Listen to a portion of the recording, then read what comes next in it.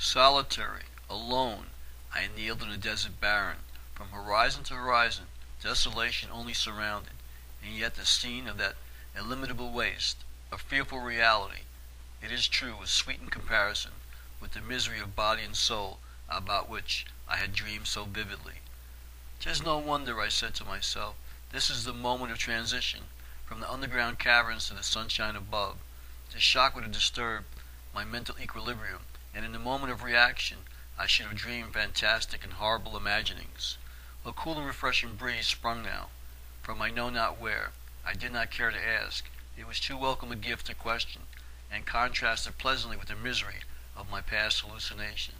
The sun was shining hot above me, the sand was glowing, parched beneath me, and yet the grateful breeze fanned my brow and refreshed my spirit.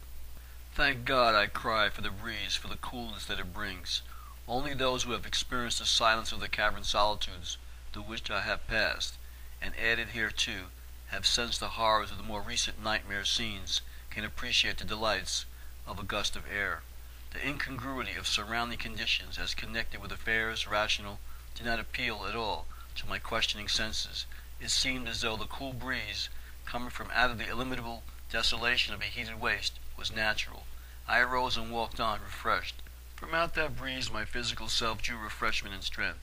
"'Tis the cold," I said, "the blessed antithesis of heat that supports life. Heat enervates, cold stimulates. Heat depresses, cold animates. Thank God for breezes, winds, waters, cold." I turned and faced the gladsome breeze. "'Tis the source of life. I will trace it to its origin.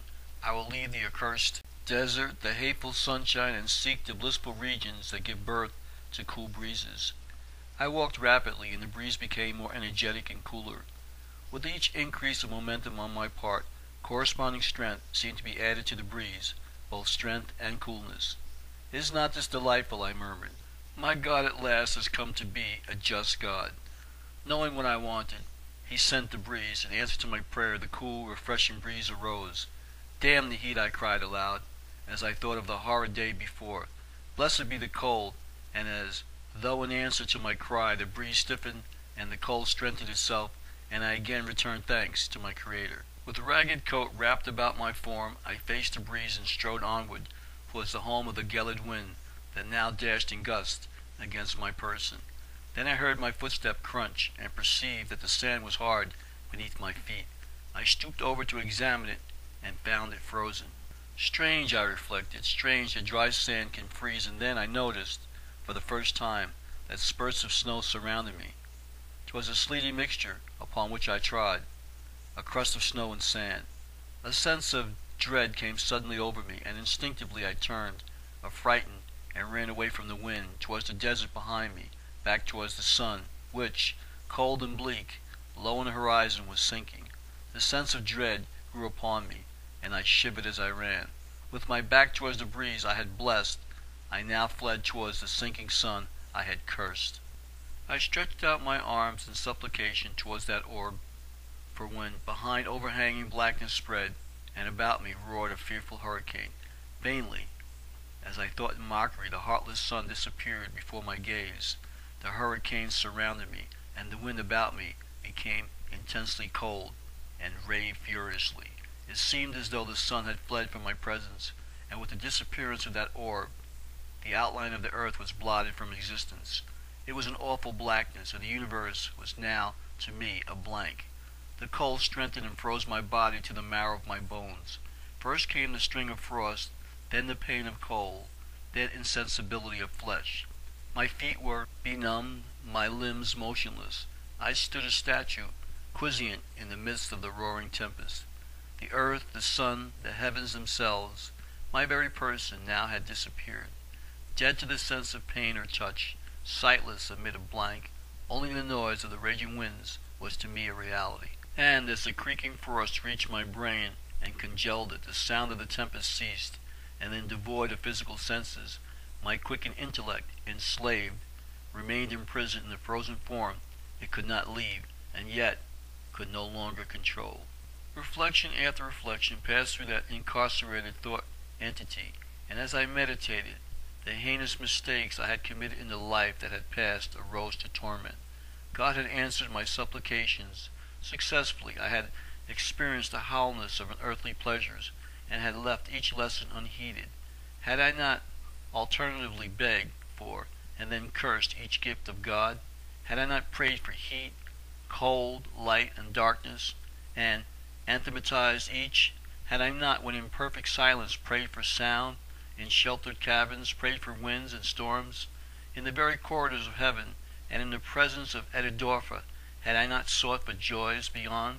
Had I not found each pleasure of life a mockery, and notwithstanding each bitter lesson, still pursued my headstrong course, alternatively blessing and cursing my Creator, and then myself, until now, amid a howling waste, in perfect darkness, my conscious intellect was bound to the frozen, rigid semblance of a body?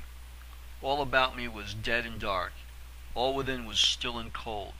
Only my quickened intellect remained, as in every corpse the self-conscious intellect must remain, while the body has a mortal form. For death of body is not attended by the immediate liberation of mind. The consciousness of the dead man is still acute, and he who thinks the dead are mindless will realize his fearful error when devoid of motion he lies a corpse, conscious of all that passes on around him, waiting the liberation that can only come by disintegration and destruction of the flesh. So, unconscious of pain, unconscious of any physical sense, I existed on and on, enthralled age after age passed and piled upon one another, for time was to me unchangeable, no more an entity. I now prayed for change of any kind, and envied the very devils in hell their pleasures. For were they not gifted with the power of motion? Could they not hear and see and realize the pains they suffered? I prayed for death, death absolute, death eternal. Then, at last, the darkness seemed to lessen, and I saw the frozen earth beneath, the monstrous crags of ice above, the raging tempest about, for I now had learned by reflection to perceive my pure intellect, to see by the light within. My body, solid as stone, was fixed and preserved in a waste of ice. The world was frozen. I perceived that the sun and moon and stars, nearly still, dim and motionless, had paled in the cold depths of space. The universe itself was freezing, and amid the desolation only my deserted intellect remained. Age after age had passed, eons and ages had fled, nation after nation had grown and perished, and in the uncounted epochs behind, humanity had disappeared. Unable to free itself from the frozen body, my own intellect remained the solitary spectator of the dead silence about. At last, beneath my vision, the moon disappeared, the stars faded one by one, and then I watched the sun grow dim, until at length only a milky gauze-like film remained to indicate her face, and then vacancy. I had lived the universe away, and in perfect darkness the living intellect, conscious of all that had transpired in the ages past, clung still enthralled to the body of the frozen mortal. I thought of my record in the distant past, of the temptations I had undergone, and called myself a fool. For I had listened to the tempter, I could have at least have suffered. I could have had companionship, even though it were of the devils in hell. I lived my life over and over, times without number. I thought of my tempters, of the offered cups, and thinking, argued with myself. No, I said, no. I had made the promise. I have faith in Etidorpha, and were it to do over again, I would not drink.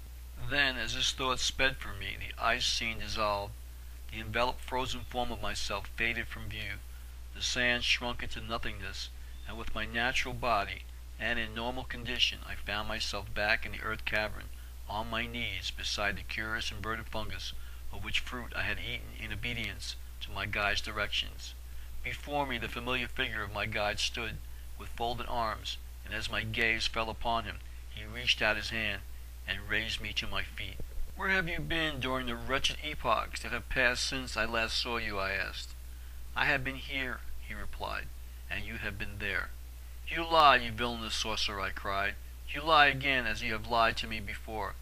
I followed you to the edge of demon land, to the caverns of the drunkards, and then you deserted me. Since last we met, I have spent 1,000,000,000,000 years of agony, inexpressible, and have had that agony made doubly horrible by contrast with the thought, yes, the very sight and touch of heaven.